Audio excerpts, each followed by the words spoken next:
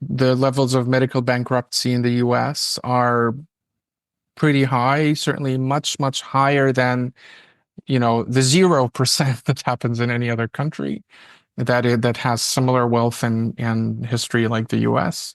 And it's long overdue that this system be reformed.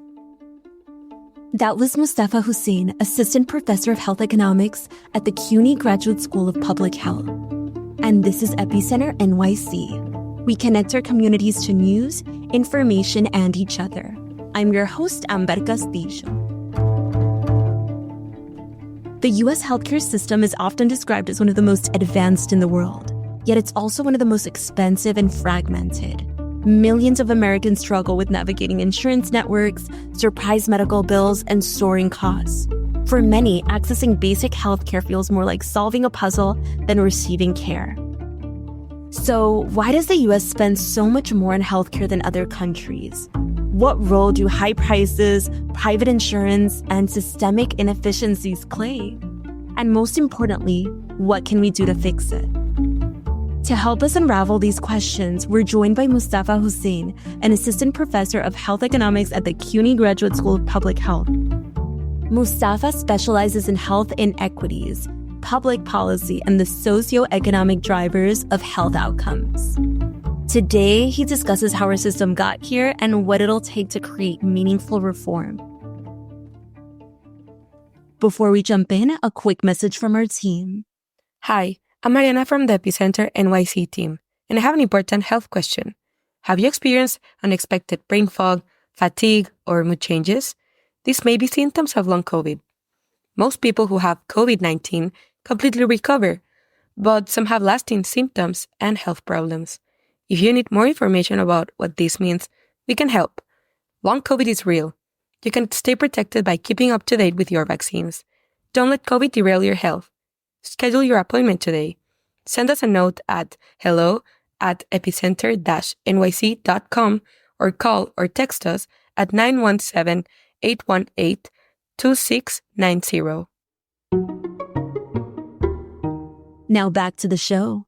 Here's my conversation with Mustafa. I am an assistant professor of health policy at the Graduate School of Public Health at CUNY. My PhD has focused on health insurance policy, healthcare policy in general. And some of my work has looked at the effects of changes in health insurance policy on vulnerable populations and on levels of health disparities, and how health insurance and healthcare policy can be made such that it improves health equity and improves health for everyone, but especially for those at the lower income, lower education, racial, ethnic minority, and other sort of groups experiencing social disadvantage. So your question is why the healthcare system is so costly in the US. I'm afraid it's not so simple, but it comes down to a couple of things. If you consider what other, the healthcare systems in other countries and compare US levels of spending to them, so peer nations, if you take countries in Western Europe, for example, from the UK to Scandinavia to Central Europe, to the lowlands and the Netherlands. And those are peer countries in that they're also wealthy, but not necessarily, have such heterogeneous populations. They don't have the diversity that the US has, but they share history, they share culture, they share wealth, similar levels of wealth per capita to the US. The US is a very large country, very diverse, but they also share sort of common values, political and social and cultural values with the US. And so if you make that comparison, it turns out that we spend an exorbitant amount of money on healthcare in the US relative to any other country in the world. Yeah, and why is that? A couple of reasons. Number one, if you split apart that total spending and see how much we spend out of public money versus out of private money. Public money means taxes that the government collects, including taxes related to Medicare, like earmarked payroll contributions that we make towards Medicare, for example. You would find out that our spending is about the same as other countries from public sources. So in the UK, they spend, say, about 8% of their GDP on health, 8% of their GDP on health, and it's all coming from public money. The private spending part is much smaller. Ours is also about in the same range, but we spend so much else from private sources.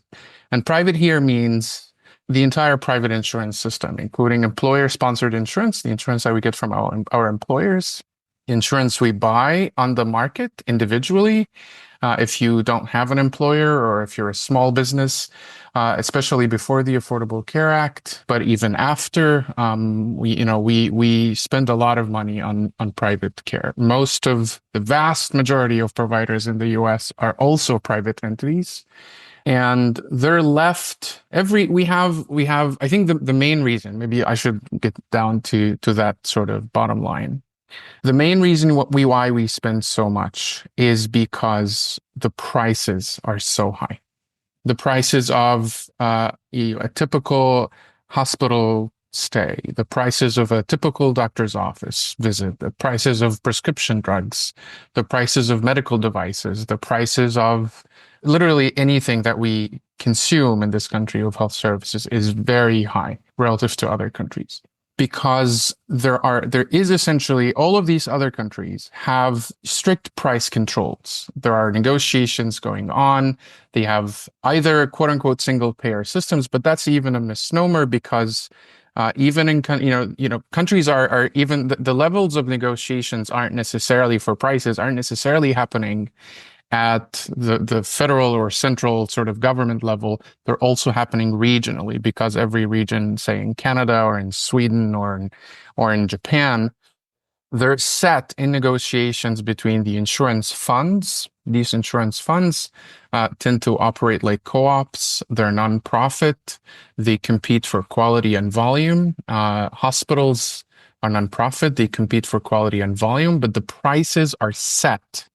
The prices are controlled by either state agencies, government agencies that are central or regional, or they're set by sort of like in the case of social health insurance in Germany, Austria, and Switzerland, they're set by sort of the local sickness funds, the regional sickness funds. These are nonprofit insurance boards whose they're like insurance funds. Their primary goal is to coordinate, pool the money from everyone through payroll contributions, and then disperse this money over to contracted providers. Essentially, almost all providers are contracted with sickness funds, with these local sort of regional funds, and the prices are set. They're negotiated and they're set. We don't do that in the US in any meaningful way. Insurance companies negotiate prices with doctors, but those prices are still pretty high. They're higher than the prices negotiated for Medicare. The prices for Medicare themselves are pretty high. Medicare does not negotiate prices. Why don't we have more of that regulation? Does it speak to the outsized role of lobbyists? To some degree, it does. It speaks to the outsized role of, number one, the physician profession. The physician profession in the US is, quote unquote, as Paul Starr, a famous historian of medicine, said, is a sovereign profession in the sense that physicians have a lot of power. For example, most physicians outside of the US are salaried employees of the healthcare systems in which they work. In the US, they're not. They bill for themselves. If you go to a hospital, you're going to get two bills. You're going to get a facility bill from the hospital itself. You're going to get a physician bill from the sort of contracting service or the billing provider that physicians hire to run the billing for themselves. That has been the case. The American Medical Association has been the single most effective entity opposing every single, and I can't emphasize this enough, every single attempt to reform the health insurance system in the US towards a single payer system. In 1946, 47, they launched one of the largest public opinion campaigns ever to thwart the Truman Health Insurance, Universal Health Insurance Initiative. And they tanked that, and they created incentivized huge demand for private insurance, calling it the American way. And it has taken off ever since.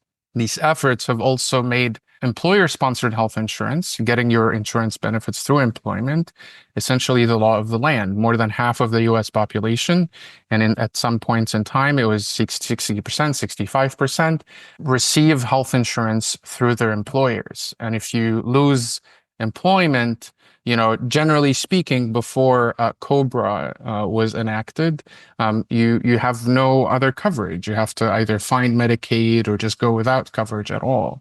Until COBRA became an alternative for that, but COBRA itself is exorbitantly expensive. It's 101 or 102% of your total premium. For example, if you contribute $100 to your plan a month and your employer contributes $900 a month, the total of that is $1,000. COBRA tells you can, if you lose your job, you can continue to have the same coverage provided that you pay 102% of that, which means $1,020 per month. That is, for a lot of people, especially those who lose their jobs, that is a huge amount, a huge sum of money.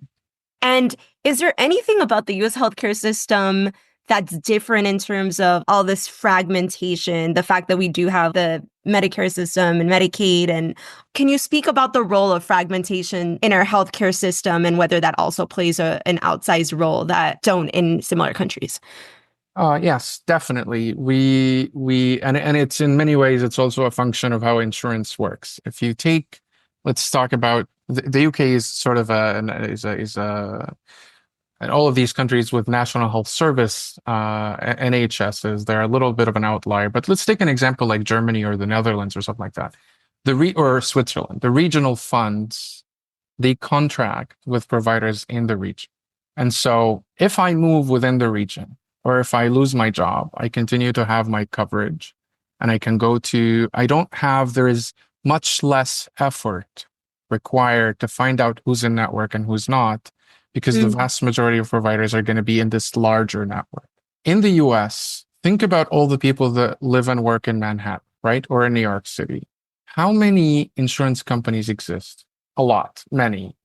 Each one of those insurance companies has its own sort of network of providers. And so, and I don't know the exact market share numbers in terms of network contracts, but let's say that they contract with 10% of the providers in the market. That means you and I, as consumers, we go out and we need healthcare. We're already facing 80 or 90% chance that the first provider we see is not going to be in our network. So it takes a lot of work to find out who's in network and who's not. And does that work translate into more costs for the system, just coordinating that, or making sure? Of course, the companies have to negotiate rates with different kinds of providers. The work is repeated.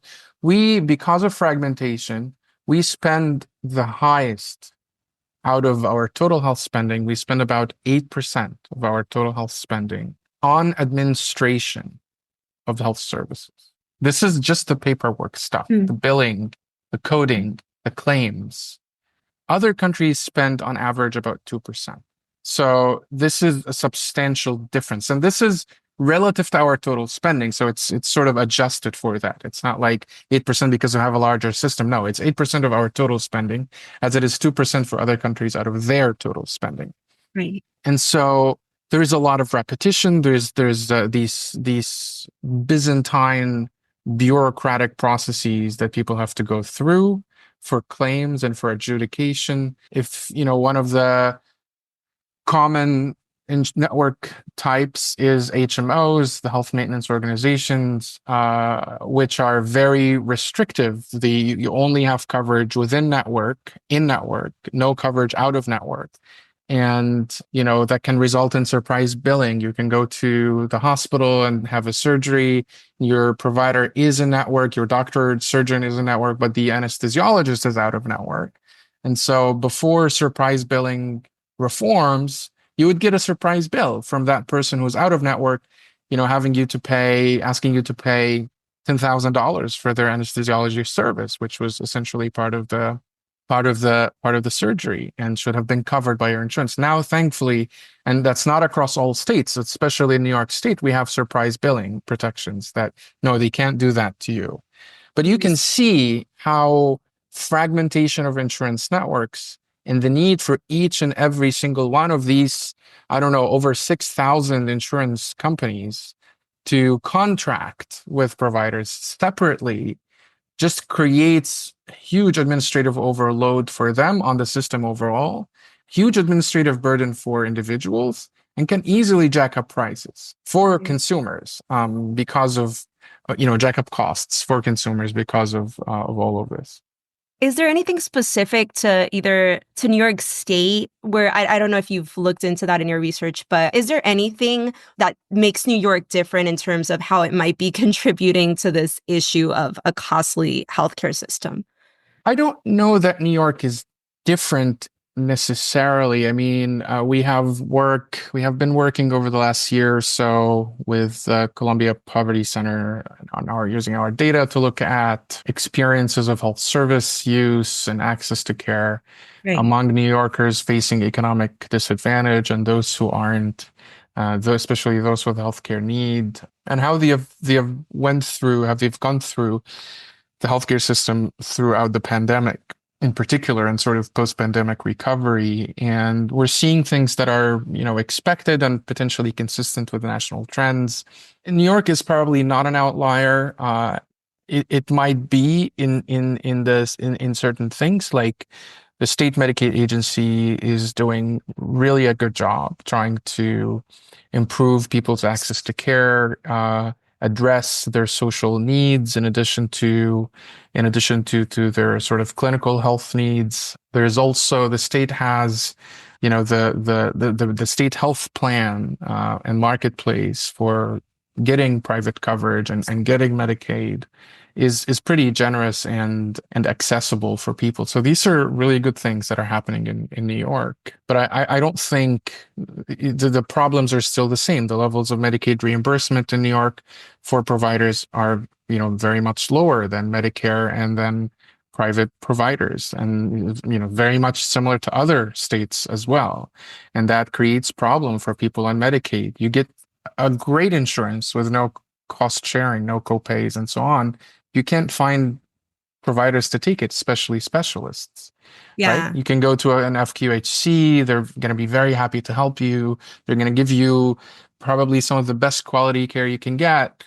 But then many of them don't have specialists. And in order for you to find specialists, most specialists don't take Medicaid because it pays less and it's administratively cumbersome to bill. And so, that creates problems in access as well. And so people go without care because of those reasons. Got it. And because this is such a big and often overwhelming topic, and we're thinking about all these big picture problems that most people, and definitely like everyday New Yorkers, might not feel like they can affect. Yeah. Is there anything that we can leave people with in terms of if they want to do something to help with this issue of how costly everything is? Are there steps people can take that are practical to try to help this issue? Yeah. The biggest thing is for people to talk to their representatives and tell them that they have been very much priced out of the system for a long time, and that this isn't a thing to take lightly. It's becoming, and we've seen that very recently with the murder of the United Health CEO, it's becoming a growing tear in the social fabric of this country. Are there any specific actions that they should tell their representatives to make to help with some of these issues that you broke down? Regulate prices in the healthcare delivery system with health insurance and hospital prices and doctors' prices. Regulate pre-approval and pre-authorization and all of these utilization controls, and make the administrative burden much easier for people to bear, because currently it isn't. It's very, very, very hard. I have a PhD in health insurance policy, and I have a very hard time navigating the system itself. I know how to defend myself. I know how to understand. I understand well the concepts they're talking about, but the system is such a labyrinth, especially when you have problems or you're being charged something that you shouldn't be charged, It takes a lot of effort and a lot of time and just a lot of restraint to address these issues. And most people don't have that, don't have the time, don't have the patience, don't have the knowledge to navigate these troubles.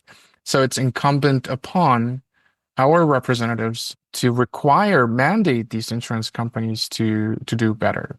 It is really tragic. It has upended the lives of many people. The levels of medical bankruptcy in the US are pretty high, certainly much, much higher than, the 0% that happens in any other country that has similar wealth and history like the US. And it's long overdue that this system be reformed. As Mustafa said, meaningful change starts with advocacy. Take the time to learn about healthcare policies in your state and contact your local representatives. Share your personal experiences with the system and advocate for reforms like price regulation, simplified insurance processes, and equitable access to care. These changes won't happen overnight, but collective action can create the pressure we need to make healthcare more affordable and accessible for everyone. And if you liked today's episode, consider sharing it with a friend. Let's keep the conversation going and work towards a fairer healthcare system. That's all for today. Thanks for listening and thanks for supporting us as we do our best to support our community. We couldn't do it without you. For more stories like this, make sure to subscribe to our newsletter at epicenter-nyc.com. Our intro music is All the Pretty Horses by Karavika. You can find more of their music on their website, linked to in our podcast description.